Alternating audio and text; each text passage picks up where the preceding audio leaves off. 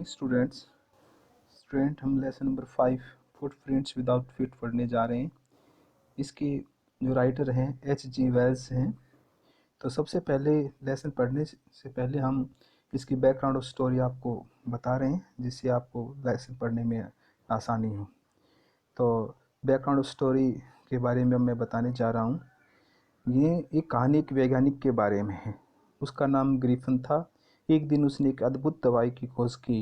यह दवाई उसे अदृश्य बना सकती थी। उसने अपने मकान मालिक के घर को आग लगा दी तब उसने अपनी दवाई निगल ली।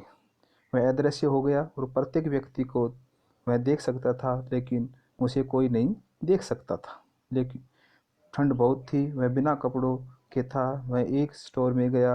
उसी रात वहाँ बिताई। उसने वहाँ से पैसे और कपड़े चुराए और वह आइपिंग नामक गांव में गया। वहाँ एक सराय में ठहरा। उसने कुछ पैसे चुराए। पुलिस को बुलाया गया, मगर वह अदृश्य बन गया और वहाँ से वो बचकर निकल गया। तो स्टूडेंट, ग्रिफिन एक प्रतिभाशाली वैज्ञानिक था। उसने अनेक प्रयोग किए। एक दिन उसने एक अद्भुत जो दवाई का आविष्कार किया, यह उसको अदृश्य बना सकती थी। उसने यह दवाई ली और अदृश्य बन गया। वह प्रत्येक व्यक्ति को देख सकता था, लेकिन उसे कोई भी नहीं देख सकता था। ग्रिफिन का मकान मालिक उसे पसंद नहीं करता था। उसने अपना मकान खाली करवाने का प्रयास किया। ग्रिफिन क्रोधित हो गया। उसने घर को आग लगा दी तथा उसने वो दवाई जो थी, वो जिसकी खोज की थी, वो निगल ली। उसने अपने वस्त्र उतारे। वह अदृश्य हो गया और बाहर चला गया। सर्दी का मौसम था। बिना वस्त्रों के घूमना आसान नहीं था। ग्रिफिन के पास पैसे नहीं थे, इसलिए वह लंदन के घर के सॉरी इसलिए वह लंदन के एक बड़े स्टोर में घुस गया। उसने वहां से वस्त्र चुराए।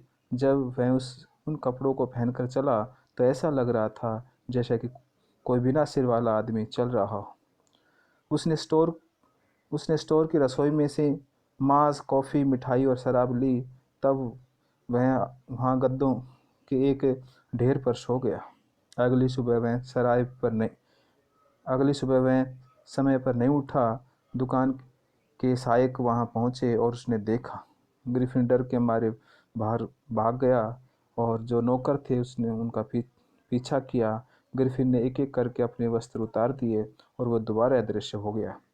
लेकिन इस बार वह ठंड के कारण काँप रहा था। वह एक नाटकी कंपनी की दुकान में घुस गया। उसने अपने माथे पर पट्टियाँ बांधी। उसने काले चश्मे, एक नकली नाक और मूंछ भी पहनी। ग्रिफिन ने दुकानदार का कुछ धन लूटा। तब उसने गाड़ी पकड़ी और आइपिंग गांव में पहुंच गया।